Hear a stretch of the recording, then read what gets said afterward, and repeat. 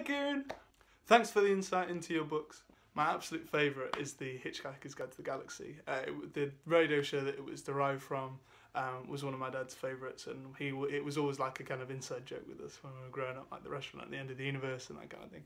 There's another book in the series that's called So Long and Thanks for the Fish, so that's obviously a must read as well. But what I realised when I was watching your videos is that I haven't actually read the book, which was kind of a weird revelation considering I distinctly remember watching the movie and thinking, oh yeah, that's the bit from the book. That clearly wasn't true, but I suppose that means that I can put it on my reading list as well. Anyway, that concludes part 1 of this video. Here's part 2. So we popped over to Uluru the other day, or Ayers Rock as you may know it. Colonialism! Contrary to popular belief, Uluru has no inherent spiritual meaning. It's just the traditional place name for the monolith rock. We went on this classic tourist bus ride all around the local area, and the tour guide said that about 95% of people leave without understanding truly what Aboriginal culture is all about. He then proceeded over the next few hours to tell us absolutely nothing about Aboriginal culture, because apparently it has this carefully maintained mysticism around it. Basically, there are different levels of initiation that one goes through as an Aboriginal, and each level is a different kind of plane of understanding about the world and one's place in it. That got me thinking. Here's a good time for a disclaimer. Basically a reminder that I'm a very privileged, tech-loving white person, so the rest of this video is going to be extremely biased. I nonetheless hope to reach some kind of conclusion. Wish me luck! The mystery that surrounds Aboriginal culture is because it's forbidden for members of the community to share details of it with outsiders, like me. For example, there are very specific areas around Uluru that are single-gender meeting places, and the nearby Katajuta rock formation is highly significant, so only the members of the highest initiation or knowing can go there. We, however, could go anywhere, as we're at the same level of initiation as small children. The reason for this is that the spiritual system that underpins Aboriginal culture is very complex, so there's a belief that telling outsiders details about the culture leads to a general dilution through basically a lack of understanding.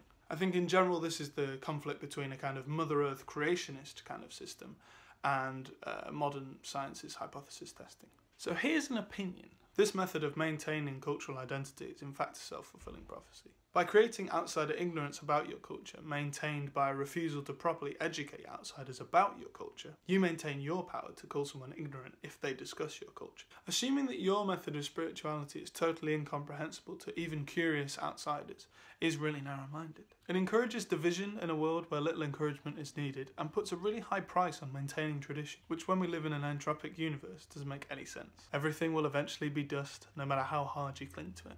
This also leads outsiders up against this kind of wall of intangible spirituality, which in the long run only harms the futile quest to maintain cultural independence by actually fueling the very misinterpretation and ignorance it's trying to prevent. And you can guarantee the most important bits of Aboriginal culture will be the first to go. This is a nice pivot point to a different opinion. What is the past actually worth in this context? Perhaps the Aboriginals know what they're doing. You may not know this, but Aboriginal culture is the oldest on the planet. It's been largely in a period of stasis for the last 55,000 years.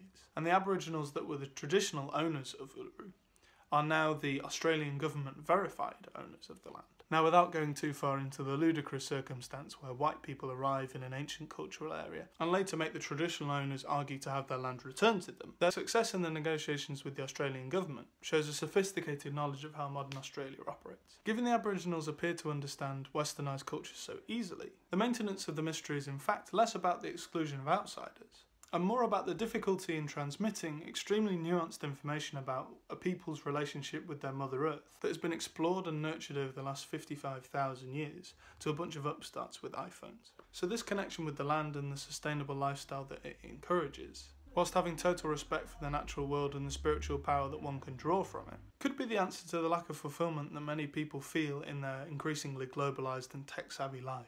Perhaps it's within the maintenance of the mysticism that the real answers lie. For me at least, life continues to be grey. Until next time, have an amazing week, and I'll see you Friday.